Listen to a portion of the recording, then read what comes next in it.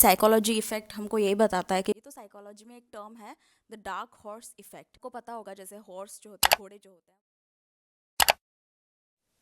हाय everyone, welcome और welcome back to my channel. I hope सब लोग अच्छे ही होंगे और अच्छी स्टेट ऑफ माइंड में होंगे। मैं रील स्क्रॉल कर रही थी तो वहाँ पे मैंने एक रील देखा। रील में एक आरी पड़ी हुई होती है। ओके, आरी मतलब एक सौ होती है और एक सांप क्या करता है, उस सौ के ऊपर से करता है, उसके ऊपर से चला जाता है वो सांप। तो जब वो ऊपर उसके ऊपर से चला जाता है तो उसके बॉडी में थोड़े से स्क्रैचेस आ जाते हैं, थोड़ा सा ब्लीडिंग होता है। तो वो सांप क्या करता है, गुस्से के मारे वो सौ पे वो आरी पे अटैक करता है।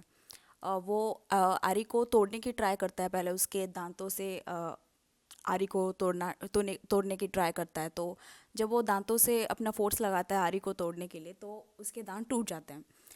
फिर सांप एक और तरीका इस्तेमाल करता है जिसमें वो आरी के चारों ओर अपने आप को लपेट लेता है। ये सांपों का आई थिंक ये डिफेंस मैकेनिज्म होता है कि जब भी उनको दुश्मन को मारना हो तो वो उसके अराउंड उनके बॉडी को पूरा रैप कर देते हैं उस आरी को तोड़ने के लिए। तो उसने रैप कर दिया अपने बॉडी का। मैं ये रील का इमेज यहाँ पे कुछ अटैच कर दूंगी ताकि आप लोग ये रील अपने दम पे ताकि आप लोग ये रील खुद फाइंड आउट करके देख सकते हैं। तो ये बहुत अच्छी रील थी जो कि मैंने देखी। तो फिर वो सांप अपने आप को रैप कर देता है वो आरी के अराउंड उस आरी को तोड़ने के लिए। फिर भी वो आरी टूटता नहीं है कि सांप मर जाता है क्योंकि उसने जैसे कि अपने आप को रैप कर दिया था। तो इसी बीच वो कट उसमें ज़्यादा डीप हो जाता है और फिर वो ब्लीडिंग होके मर जाता है। तो इससे ये पता चलता है कि हमारे लाइफ में ना कुछ चीज़ें ना, जैसे वो आरी ने थोड़ा सा खरोच दिया था वो सांप को, वैसे ही होती है, उतना ही इम्पैक्ट होता है उन चीज़ों का। लेकिन जस्ट बिकॉज थोड़ा सा खरोच हो गया है तो हम उन चीज़ों को बैठ के रोते रहते हैं, पूरी लाइफ हम उन चीज़ों को ड्रैग करते हैं। तो उससे ये पता चलता है कि कुछ चीज़ें बहुत ही इम्पैक्ट उनका बहुत ही ज़्यादा कम होता है। वो चीज़ें होनी थी, हो गई बस।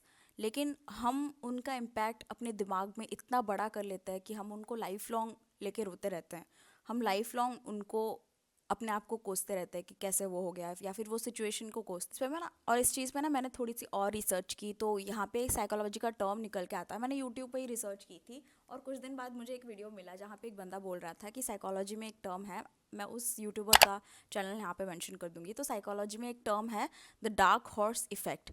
तो डार्क हॉर्स इफेक्ट मतलब आपको पता होगा, जैसे हॉर्स जो होते हैं, घोड़े जो होते हैं, वो कभी सो के आराम नहीं करते, वो कभी लेट के आराम नहीं करते, वो खड़े खड़े ही आराम करते हैं। तो उन बीच क्या होता है, एक बैट, आई थिंक एक पक्षी, एक बर्ड होता है, या फिर कुछ एक, हाँ एक बर्ड होता है शायद। तो वो बर्ड आके हॉर्स का थोड़ा सा खून पी जाता है। हुआ। तो फिर उन हॉर्स को उन छोटे से डंक में से उनको इतना इम्पैक्ट करता है वो छोटा सा डंक कि वो उसको लेके पूरा उसमें पूरा उनमें पूरा रश हो जाता, उन घोड़ों में पूरा रश हो जाता है, घोड़े इधर उधर भागने लगते हैं। इसको कहते हैं डार्क हॉर्स इफेक्ट। तो इससे ये साइकोलॉजी इफेक्ट हमको यही बताता है कि कुछ चीज़ें बहुत ही उनका इम्पैक्ट बहुत ही ज़्यादा कम होता है हमारी लाइफ में। जो जो चीज़ें हो गई है वो हो गई हैं, उनको अभी हम चेंज नहीं कर सकते पास्ट में जाके। बट हम ये ज़रूर देख सकते हैं कि उन चीज़ों को देखने का नज़रिया हम डेफिनेटली बदल सकते हैं। और let me tell you, nothing is your loss in this world, because हम खाली हाथ आए थे और खाली हाथ ही जाने वाले हैं। तो अगर कुछ सिचुएशन हो भी रहा है आपके साथ तो उसको ऐसे लेना चाहिए कि so this situation will either be my reward और माई लेसन।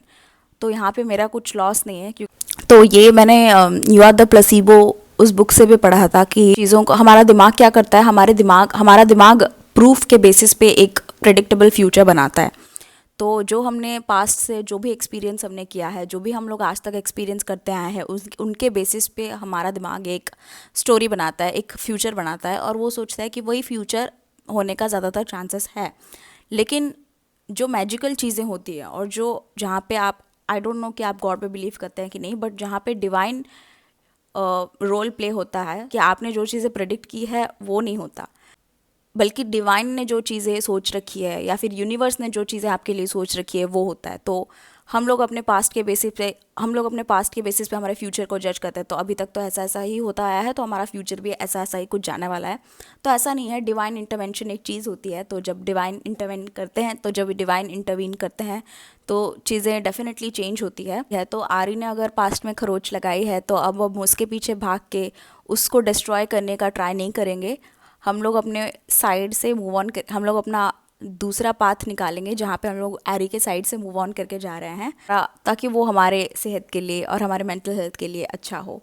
तो ऐसी और गाइडेंस देखने के लिए, चाहे वो मेंटल हेल्थ के ऊपर हो या फिर ब्यूटी टिप्स हो या फिर फैशन टिप्स हो या फिर डेली लाइफस्टाइल व्लॉग्स देखना हो, तो आप मेरे चैनल को सब्सक्राइब करिएगा।